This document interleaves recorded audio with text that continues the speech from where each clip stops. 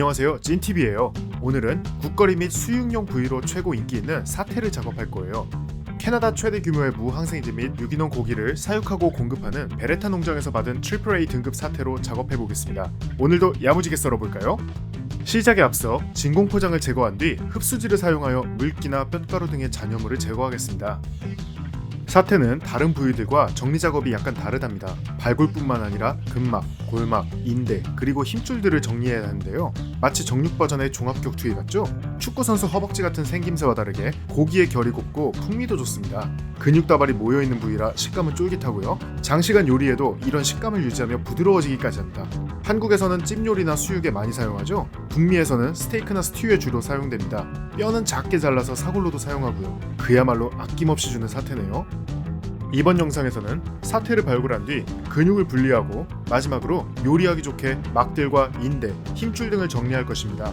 다른 부위랑은 다르게 세심한 동작이 필요하니 항상 손을 조심하세요. 먼저 고기 표면에 두꺼운 근막들을 제거하겠습니다. 되도록 칼이 살에 닿지 않게 날을 껍질 쪽으로 향하게 한 뒤 선을 긋듯이 분리하면 됩니다.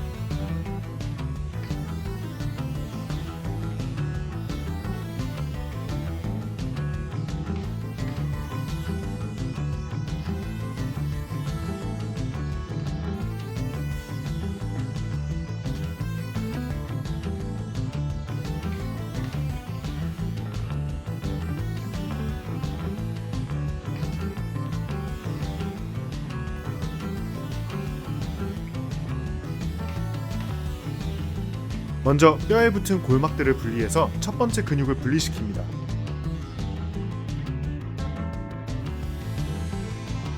자, 이제 나머지 발굴을 시작해볼까요? 뼈와 근육 사이에 있는 막을 분리해가는 것이 사태 발굴의 핵심입니다. 펜으로 선을 그리듯이 뼈의 곡선과 기울기를 따라 분리해가면 작업이 쉽습니다. 어느 쪽은 골막 대신 지방이나 인대로 덮여있기도 합니다. 경계선에 주의하며 발굴하세요.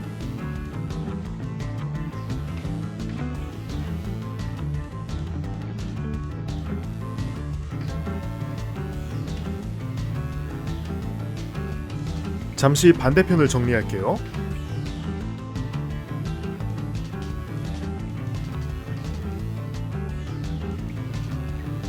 뼈에 붙은 힘줄을 조심히 분리하세요. 이제 뼈가 흔들리지 않아서 안심하고 발굴을 끝낼 수 있겠네요.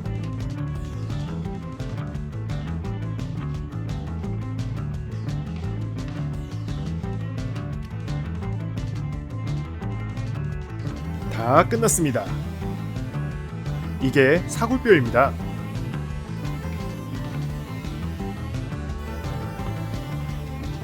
이제 근육들을 분리할게요.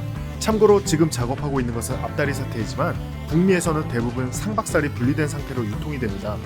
이 중 아롱사태와 비슷한 근육도 있지만 아롱사태는 뒷다리에 있고요. 식감도 꽤 비슷한 이 녀석의 정확한 명칭을 아시는 분은 코멘트를 통해 공유해 주시면 감사하겠습니다. 큰 근육부터 다듬어 볼게요.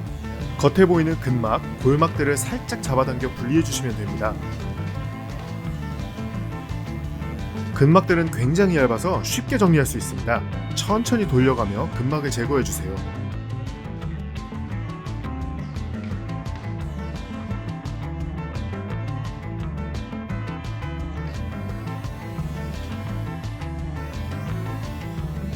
이 힘줄은 국거리에 좋겠네요.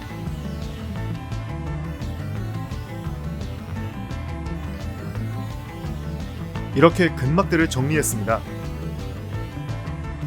이건 굉장히 큰 부위니 절반으로 썰어 3, 4인분용으로 소분할게요. 사태 근육의 단면입니다. 생긴 것과 다르게 식감도 쫄깃하고 육향은 또 은은해요. 이것도 같은 방법으로 정리합니다.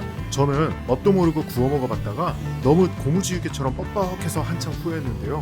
이게 얇게 썰어서 수육으로 요리하면 그렇게 맛있다더라고요. 나중에 저도 수육으로 다시 도전해보려고 해요. 혹시 더 맛있는 조리법 아시는 분은 코멘트를 통해 공유해 주시겠어요? 자, 이제 남은 사태도 손질해 볼까요? 이건 힘줄부터 정리하면 훨씬 작업하기 편해요.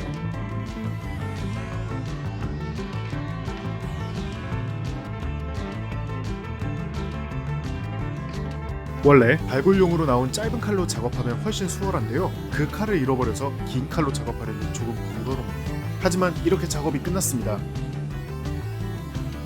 남은 고기나 힘줄들을 모아서 국거리용으로 쓰셔도 좋답니다. 사태는 다른 부위와 다르게 발골과 근막 제거 작업이 많아서 색다른 재미가 있는 부위였습니다.